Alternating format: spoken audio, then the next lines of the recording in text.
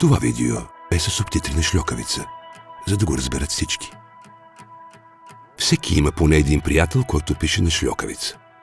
Известна е още като Маймуница или Методиевица. Уж младите пишат така, но не са само те. Мнозина го правят, защото уж е по-лесно. Но как се пишат на шльокавица думи като благодаря, прощавай, заповядай и какво става с букви като щ, и ц?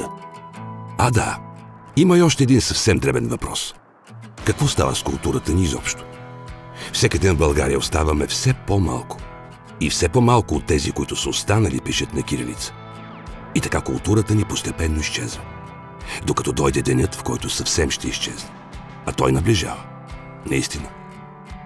Наследили сме азбуката от предците си, които са дали всичко, за да я защитят. Тя е започнала от нас, а в момента използват 300 милиона души. Дори в Монголия използват нашата азбука. А ние пишем на латиница, защото е по-лесничко. На 24 май всички започнат да уважават кирилицата. Но сме на път да станем единствената държава, която доброволно се отрича от азбуката си. Обаче има решение. И то е гениално. И много дръзко. Готов ли си? Ето го. Просто пиши на кирилица.